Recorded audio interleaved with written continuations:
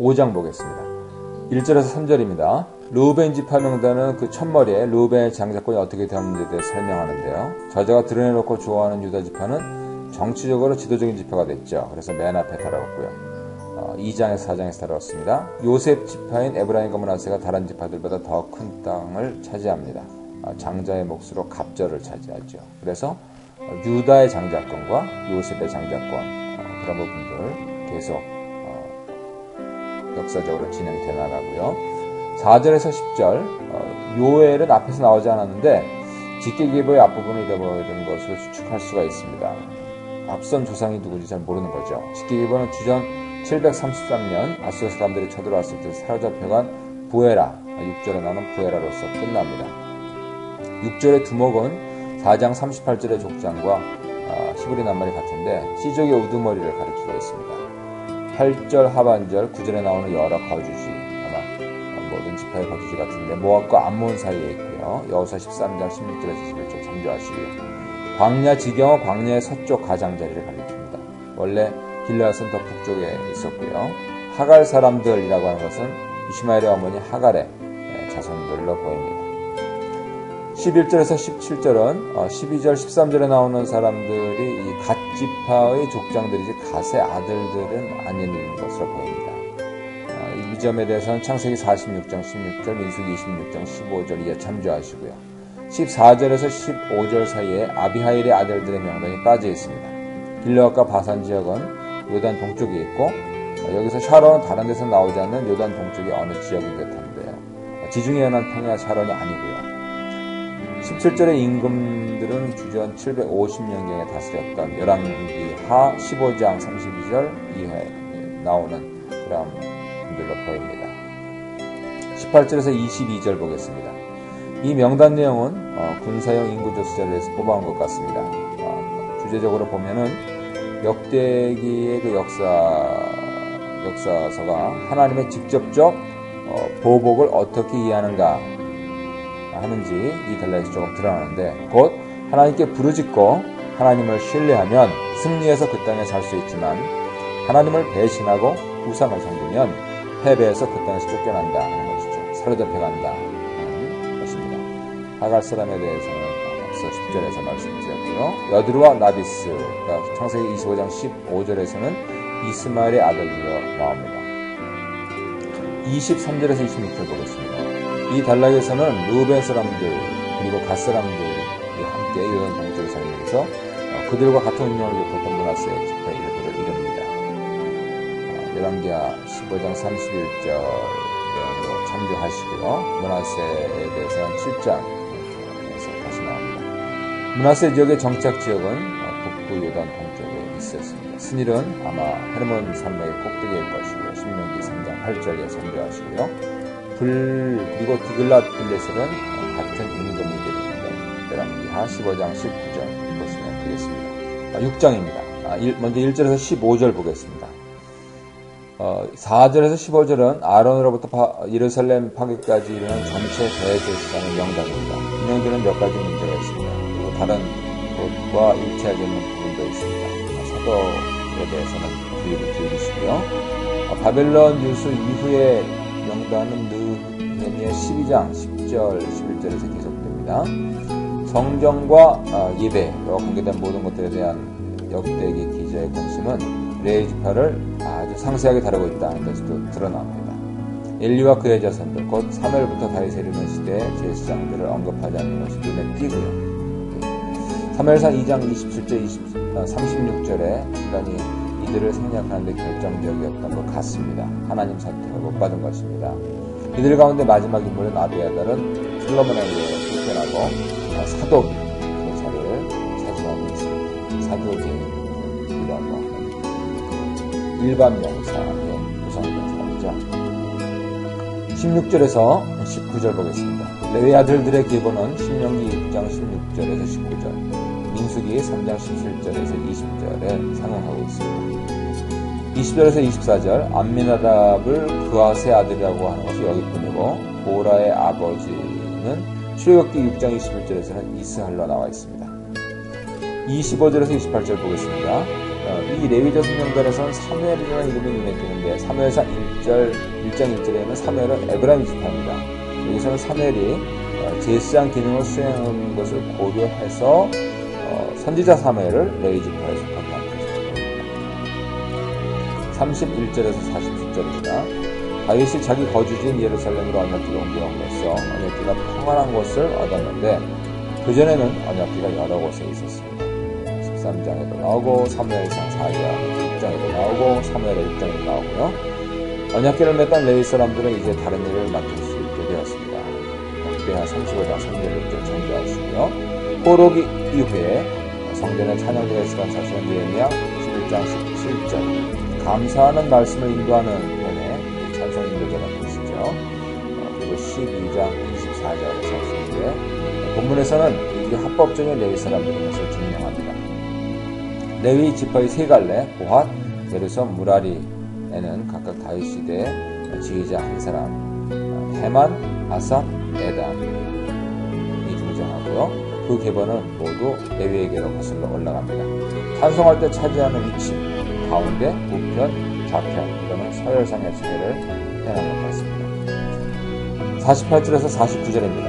여기서는 보통 레위 사람들과 레위 지파 제사장들의 직무가 서로 다른 것을 간결하게 간추려서 말하고 있는데 이런 구별이 모세의 지시에 근거하고 있다는 점에 대해서는 출애굽기 28장, 레위기 1장에서 9장, 민수기 3장, 4장 보시면 되겠습니다. 50절에서 53절에서는 역대 대제사장 이름을 다시 밝히려고 보이는데요. 포로기 이후 사람들에게 사독 자손이 유일하게 합법적인 대제사장인 것을 증명하기 위한 것으로 보입니다. 54절에서 60절을 보면 레위 자손의 거주지 목록은 여호수아 21장에서 이제 근거하고 있는 것 같은데 약간의 차이가 있습니다.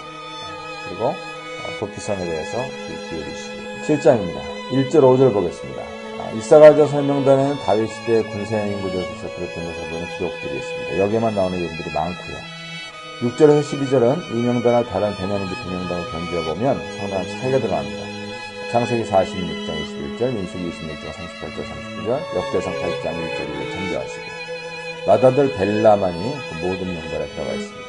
군사행 기록은 이 단락에서 찾아볼 수 있고요. 아헬이 앞에서 언급되지 않았는데 아마 이름인 동시에 다른 사람이라는 뜻을 지니고 있는 히브리 말로 봐서 아마 후심은 다른 사람의 아들이다라고 번역할 수도 있겠습니다. 13절에서 19절은 14절, 19절이 므낫세 반지파만 다룬다는 것이 어디에도 언급되어 있지 않습니다. 이 부분과 5장 23절, 24절 관계는 불분명하고요. 원문 자체가 좀 불완전하고 불분명해서 이해하기가 좀 어려운 그런 구절이 되겠습니다. 아마도 민수기 26장 29절 34절, 27장 1절 11절, 36장 1절 12절, 여호수아 17장 1절 18절 자료를 이용한 듯이 보이는데 불확실합니다. 20절에서 29절은 에브라임 지파 자손 명단에서 가장 널리 알려진 인물은 여호수아의 모세의 후계자인 여호수아입니다. 브리아라고 하는 이름은 히브리 말로는 재앙 가운데라는 뜻을 생각하게 하고요. 25절의 브리아의 아들들은 그냥 그의 아들로 되어 있어서 21절에 가드의 블레사람과 일으킨 갈등을 묘선으로 끊어냈던 계보의 끝부분이 25절부터 다시 이어지는 것으로 볼 수 있습니다. 이럴 경우에 이제 그는 수델라가 될 것이고요. 28절, 29절 지역 묘사에서는 에브라임과 므낫세 거주지를 간추려서 알려줍니다. 참 대단합니다. 다 잃어버린 걸 이렇게 복원하고 있으니까요. 이 점에 대해서는 여호수아 16장, 17장 공부하십니다. 30절에서 40절 아셀 지파의 자손 명단에도 군사행 기록이 포함되어 있습니다. 울라라는 이름이 앞에서는 언급되지 않습니다. 8장입니다. 1절에서 32절 보겠습니다. 7장 6절에서 12절에 뒤어 여기서는 베냐민 지파의 또 다른 명단이 나오는데 역대기에서는 유다와 레위 지파들로서 이 베냐민 지파도 다른 지파들보다 훨씬 더 자세하게 다룹니다. 그 이유는 베냐민 지파와 유다 지파, 시몬 지파와 남은 자들과 함께 유대 왕국의 주 민층을 이뤘다 하는 그 사실에 있을 것 같습니다. 아브넬 장군의 일화를 기억하시고요. 1절에서 5절에 대해서는 창세기 46장 21절, 민수기 26장 38절 참조하시고요. 6절에서 27절의 경우에는 이 명단과 이렇게 대조할 만한 다른 자료가 없습니다. 3절에서는 게라와 아비웃 대신에 게라 곧 에훗의 아버지라고 그렇게 읽어서 번역하는 것이 좋을 것 같습니다. 사사기 3장 15절 참조하시면 알 수 있으실 거고요. 사람들을 사로잡아간 사건 6절 7절에 나온 내용은 단편적이고 그 사건이 언제 있었는지도 알 수가 없습니다. 마나핫은 에돔에 있었던 것 같고요. 21절의 시므이는 18절의 세마와 같은 사람인 것 같습니다. 여기 언급된 사람 가운데 누가 예루살렘에 살았는지는 불분명하고요. 이어서 33절에서 40절입니다. 이 명단은 이스라엘의 첫 임금이었던 사울의 선조 그리고 자손을 가리키고 있습니다. 이어 9장 그리고 10장에 다시 나옵니다. 9장입니다. 1절 보겠습니다. 온 이스라엘의 저자가 관심을 가지고 있습니다. 이스라엘 열왕기는 열왕기 생활을 가리키는 것이 아니고 왕궁의 공식 연대기를 말하는 것입니다. 2절에서 16절 보겠습니다. 역대기 저자는 1절 하반절 2절에서 역사 사실을 확실히 밝히고 뒤이어서 3절 34절에서 명단을 써서 역대상하의 마지막 그리고 자기 시대에 대한 자료를 미리 놓아둡니다. 3절에서 16절에서는 포로 생활을 끝내고 맨 먼저 예루살렘에 다시 발을 붙인 사람들 이스라엘 제사장들과 이렇게 표현되어 있는데 이스라엘 사람들과 제사장들 이렇게 더 풀어서 보는 것이 좋을 것 같습니다. 그 사람들과 제사장들 그리고 레위 사람들을 언급합니다.